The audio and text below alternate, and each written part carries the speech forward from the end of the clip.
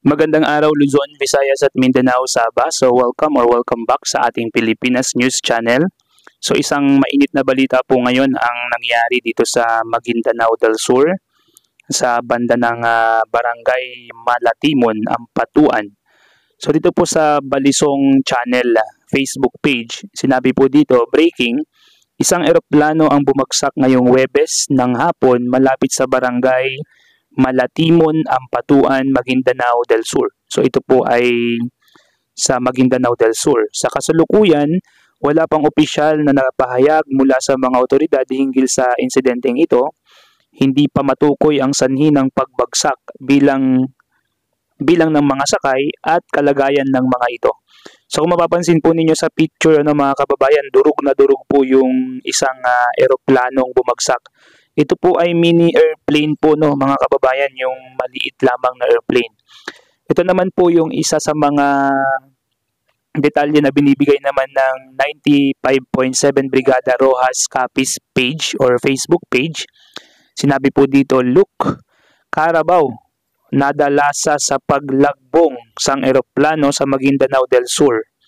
Wasak ang itsura sang isa ka Carabao, kagduha naman nga sakay sang eroplano ang gindala sa hospital matapos nga mahulog ang isa ka private plane sa Barangay Malatimon, Ampatuan, Maguindanao, subong mga hapon. Kinahibalo pakaron sang kapulisan kung sa diin halin kag diin pakadto ang eroplano bag o natabo ang nasambitan nga aksidente. So ito po ay version lang din po ng Maguindanaoan. Yun po ay parang Bisaya ba or Mindanao language. Pero ang mahalaga po dito kung mapapansin po ninyo, isa dito sa picture, kung mapapansin po ninyo yung kalabaw na yan, sa sobrang lakas po ng impact at pagbagsak ng eroplano, naputol po ang usod ng kalabaw sa lakas ng impact, mga kababayan, ng pagbagsak ng mini airplane po dito sa Malatimon, Ampatuan, Maguindanao del Sur. Okay? Isa pang Facebook page po ang ganun din nagbalita po dito sa insidenteng ito, mga kababayan. Sinabi po sa Special Someone Facebook page, breaking news, pribadong eroplano na aksidente sa Ampatuan, Maguindanao del Sur. Dalawang hindi kilalang biktima na iulat. Cotabato City, Pebrero 6. Ayon sa mga lokal na residente, isang pribadong eroplano ang naimpake sa Malatimon, Ampatuan, Maguindanao del Sur kaninang madaling araw.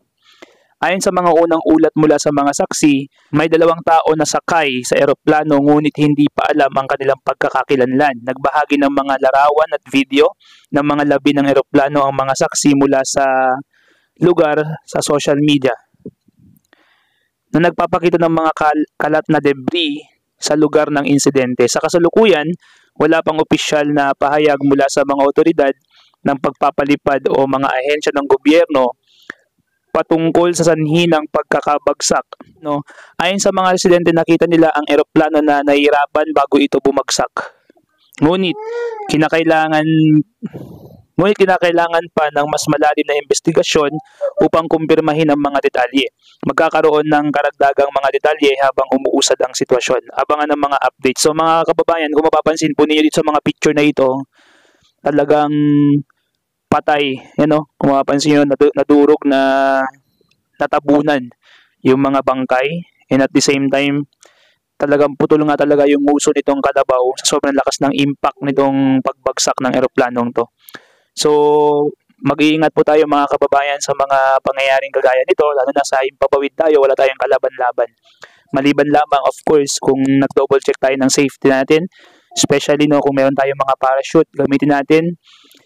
At yan lamang po yung balita na rin nakalap ngayon, mga kababayan, tungkol po dito sa Maguindanao del Sur. So once again, this is Pilipinas News Channel. Peace out.